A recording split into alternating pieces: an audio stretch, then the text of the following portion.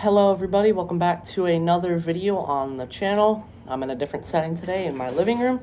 I was gonna make this video the other day when it was brought to us, but him himself actually announced it today in Iowa, and it was made official just about an hour ago. Truex Jr. is officially retiring from full-time NASCAR Cup Series competition at the end of 2024.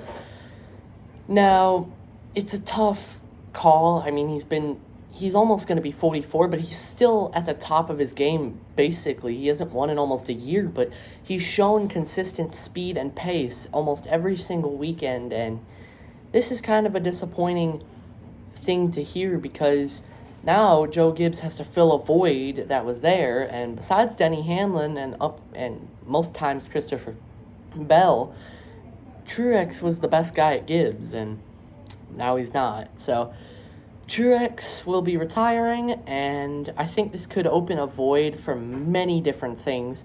Obviously, Truex is definitely a first ballot Hall of Famer in 3 years, when he definitely will be nominated, and I definitely think he deserves it. He's a champion, 34 career wins, and what a 2017 season when he dominated, won 8 races, almost every stage it felt like, and the championship for single car furniture row racing.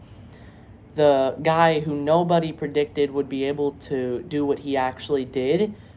He defied the odds when he left MWR and then moved on to furniture row in 2014, and then in 2015 he was able to take a step up, win a race at Pocono, make it to the Final Four, and then in 2016 went from here to here, and then 2017 he went from here to here, it felt like. So Martin's going to be missed by everyone in the NASCAR community, not just the drivers, as the competitors, the team, the company of NASCAR, everyone, even the fans.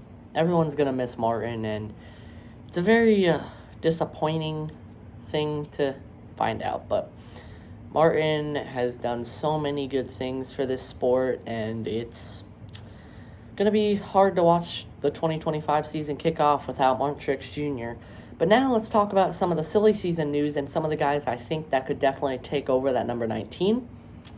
Some of the bigger ones are Kyle Busch would go back to JGR, and I say that's highly unlikely. I say he wants to leave RCR, but he's not going back to Gibbs after, like, what sponsorship would he have, and what would he do? I mean, he's already done everything he wanted to do at Gibbs, and I have no clue what he would want to do left at Gibbs. I feel that he could stay at RCR, or he could leave to another team. I don't know, but that's highly unlikely. Same with the Eric Jones theory of him doing a Jamie McMurray, Chip Ganassi situation where he races there for a few years, leaves, goes to a struggling team, wins a race in 2022 at the Southern 500, then struggles the next year, and then is doing mid now in the 43 car.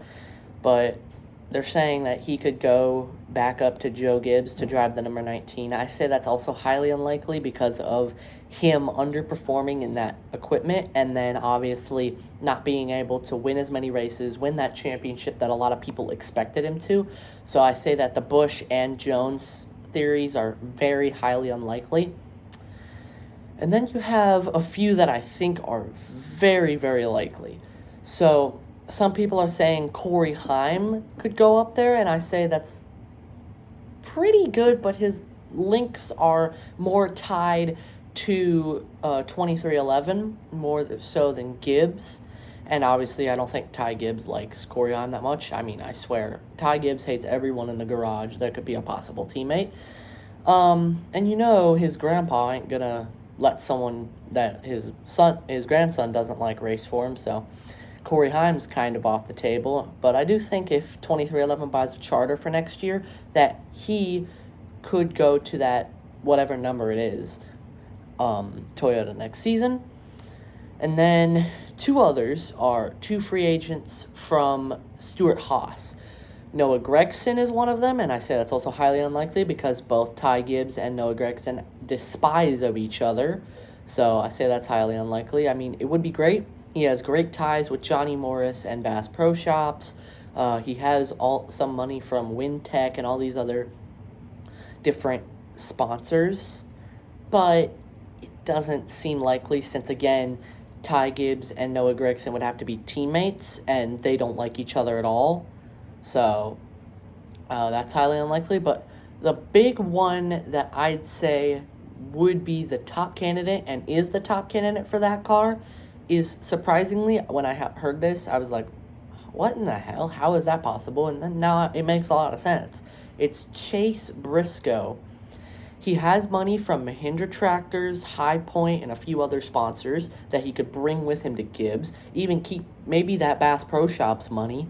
And then he would also, he's in like a bad car now when he joined Stewart-Haas. When he joined Stewart-Haas, they were collapsing in 2021, and now they're down here, basically digging their own grave at this point.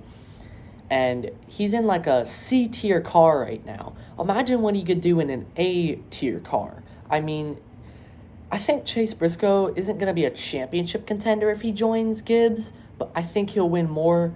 I think he'll win multiple races in a season and possibly contend for the championship. He's shown speed. He is fast. He is a great competitor. A lot of people like him. He has sponsorship.